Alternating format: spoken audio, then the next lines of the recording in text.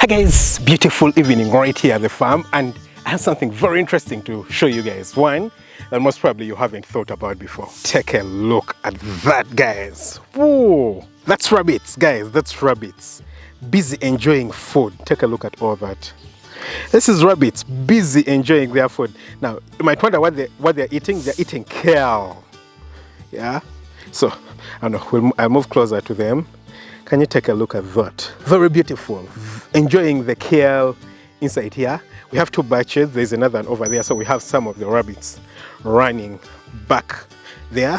Let's move over to this other batch, which is in two different groups. Yeah. So this is the second batch. You can see right here. Busy enjoying their kale. Ooh. How does that feel, guys? Yeah. Take a look. Very beautiful. And of course, we still have many more scattered all around. I mean, yeah, you can see that. I know it's eating from a hole. I think ready to run into a hole. Then we have very many in the distance that side. I think you can even see more over there, you know, quite in the distance.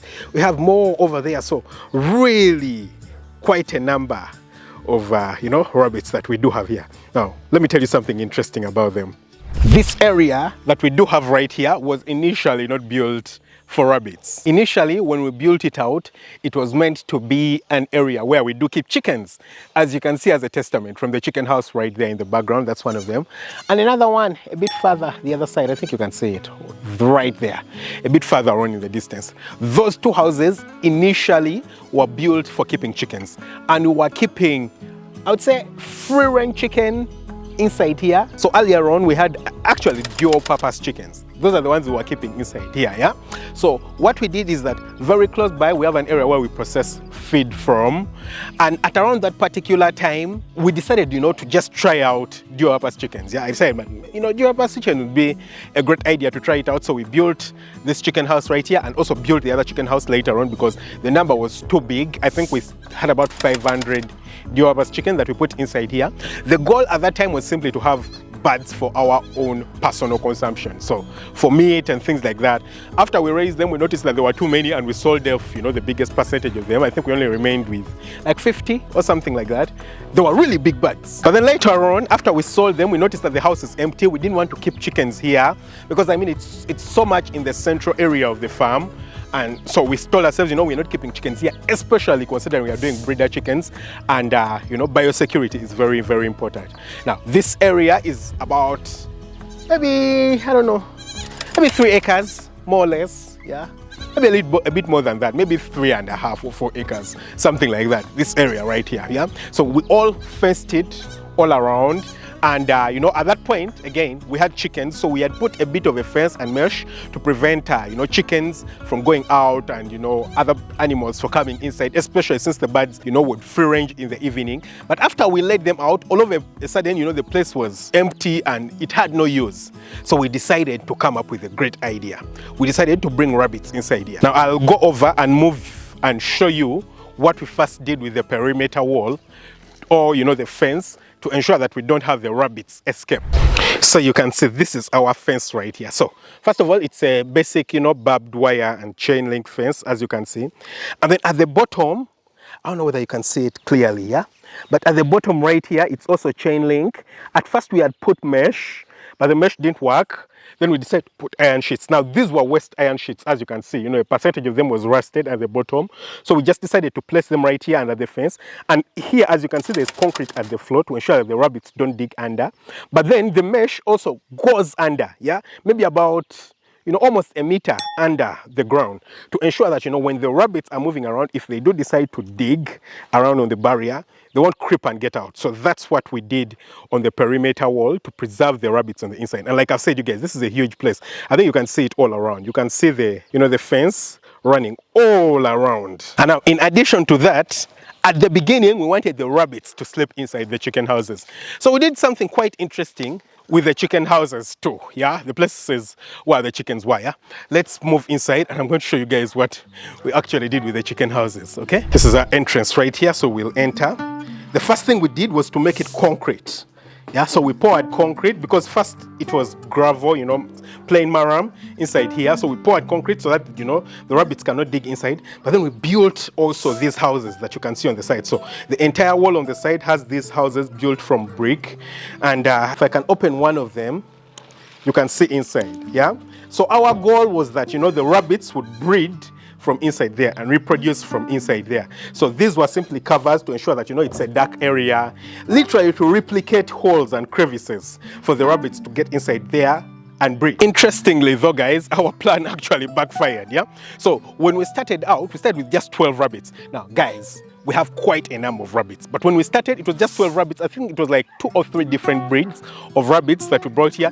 I can't tell you that I memorized them because, honestly speaking, it's not like, understanding the depths of rabbits is like a very huge thing that I personally concentrate on. But at that particular time, it is something that we actually thought we could literally do. So we brought them in here. There were just 12 of them. But guys, in such a short while, I think it's probably over a year, maybe about close to 2 years, they've replicated so fast, just like I've shown you guys. Yeah, you can see all the batches feeding. Now in this area alone, they're about 80. Yeah, and when you're just looking at them like this, it doesn't seem like 80, but together in the compound, the ones that we can physically count with our eyes are at least 200. Yeah, now that's just 200 that we can count with our eyes. I'll tell you what we've actually noticed recently. Yeah, what we've noticed is that after a while, we just see babies coming out. So what the rabbits started to do is to dig crevices around here. Yeah, so I'll move around and show you guys some of these crevices. Okay, so there they are feeding, and this is just one of the holes. Yeah, one of very many holes that we do have around. This is one that they're just trying to dig. So this one certainly does have a clear end. And if you do notice all around, all those are areas that they just try to dig. There are so many. You see all the little black tiny patches around, yeah? Some of them they'll just start and stop. Maybe they'll dig inside. Some of them they'll, really dig and go inside, yeah? So, for example, this one certainly continues inside. You can see it there, yeah? This one also does continue inside. So some of them are shallow and some of them go much, much deeper. So you've seen this has been digging. Yeah, this one has been digging and it has been digging here. And this is a really big one. You can see it. It's literally a cave. Yeah. So I think what they usually do is that, they'll just come, they go in, they met from outside and then they go in and they'll just reproduce from there.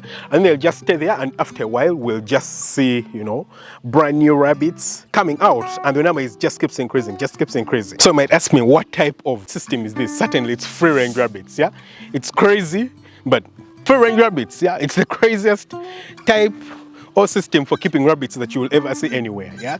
When we decided to do it, I personally really didn't think it was a wise idea, but my partner right here thought that, it's a good idea, let's just go with it. So we decided to try it out. I'll tell you guys something interesting. You guys saw that I could very easily get close to the rabbits, but that's the adult rabbits. The younger ones, the moment you get close to it, it will just run into a crevice. They fear human beings. I think just because, they're starting to get used and things like that, they really fear human beings. And when you get close to it, it just takes off and enters a crevice.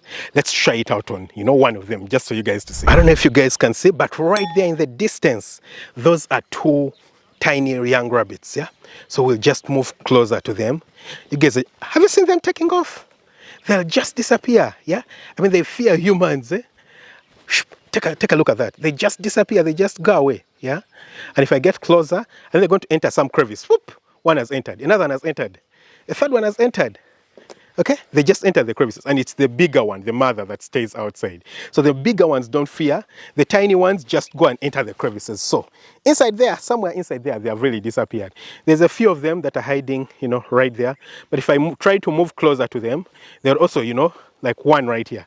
You can see it right there, yeah? So they'll just take off and probably go and enter a crevice somewhere. So most probably because, they are tinier, they are smaller, I think birds of the air, birds of prey can pick them up easily. So if they see anything unfamiliar, something they're not used to, they just disappear, they run for safety. The bigger ones are not really scared of anything. It's not like eagles or something like that might be able to pick them up, but we really don't have eagles right here. So, the kites, some of those things can't really pick them up. So the bigger ones are really not scared of it. It's really the tiny ones that are very scared. So they just hide and run inside here. So like I was telling you guys, this system we do have here is free range. And you might be thinking, why on earth are you keeping rabbits? What's the purpose of keeping rabbits here? I'll tell you. First of all, when we started out, it's like we had an intention of like selling the rabbits, yeah? It was simply for pleasure. For the pleasure of keeping rabbits. They look beautiful, they look lovely, we could do it. We did have the space, we did have the area which was not being utilized, so why not keep them? So we decided to keep them. That was number one. But number two, especially considering we don't have to feed them have you seen all the grass that is here? And then you've seen them feeding on kale, yeah? So they feed on kale. So we grow some kale around, and I mean, it's in excess numbers because we have gardens. The place is really big. The farm is like 400 acres, yeah? So they grow into really, really huge numbers. And I mean, why not? Why not do it that way? So we grow some kale, and every day we just bring and give them. It's too much, way more than they could ever handle. And you know, they just grow. So you're thinking to yourself, how about blot? I think at the beginning, we lost a few of them, I mean the younger ones, because they were not used to it, but after some time they just got used to it. So we can give them all these fresh vegetables right now, and they are okay, and they don't have a problem. So when it does come to like selling them or what we use them for, I mean, it's just eating, for eating pleasure, yeah? So once in a while we can, you know, have it on the plate, yeah, once in a while, yeah? And, you know, they're going to keep replicating, certainly. There are too many right here, and they're going to keep replicating. It's crazy to think that over these 200 came from 12. And what does that mean? Inbreeding. Of course, we do have inbreeding here. We don't know which one is the original. We don't know which ones came up recently. We don't know which ones will come up later. I mean, when I look up in the sky, I can see birds of prey. You guys might not see them.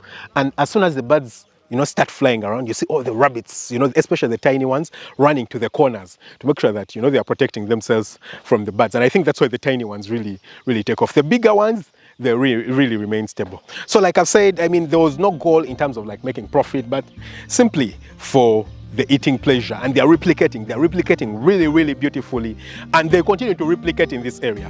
So the breed, honestly, no one really cares about the breed. Of course, there's a lot of inbreeding, and of course what usually comes with inbreeding is diseases, yeah? So how do we make sure then that, you know, we don't have diseases right here? I think like the biggest diseases rabbits suffer from is like coccidiosis. I don't know what other common disease that they do suffer from, but I mean, I don't think that's a problem that we're having right here, seriously, yeah? It's rare to see that one of them died. If they do die, most probably they die when they are really young, inside the crevices in the ground, yeah? That's why they die from, most likely. But we never see any of them dying from the outside. Apart from that time that I told you guys, you know, that they did die from blood, we rarely ever see any of them dying from the outside. So I think I would say that they are really comfortable over here. It's not a problem. They're not scared of anything. They are comfortable here. They are replicating, as you can clearly see. I mean, if we decide to do it in cages, we would certainly have way more than 200, because rabbits replicate really quickly. They give birth to big numbers, but that's not the goal. The goal is not to replicate them. The goal is not to try to sell them. I mean, even if we wanted to sell them, the market for rabbits over here in Uganda is not the very best, yeah? I don't know too many places where they do rabbits, so it's not like I'm going to do, you know, 20,000 rabbits or something like that. It just doesn't make sense. So how about just let them replicate, and you know, we can consume them right here on the farm, and that's perfect enough, you know, for us right here. So we don't care so much about the genetics, honestly, yeah? Of course, the problem with bad genetics is you know, a slower growth rate, but again, we don't care so much about the growth rate, so that won't be a problem. Another one is diseases, but I mean, we don't see them dying.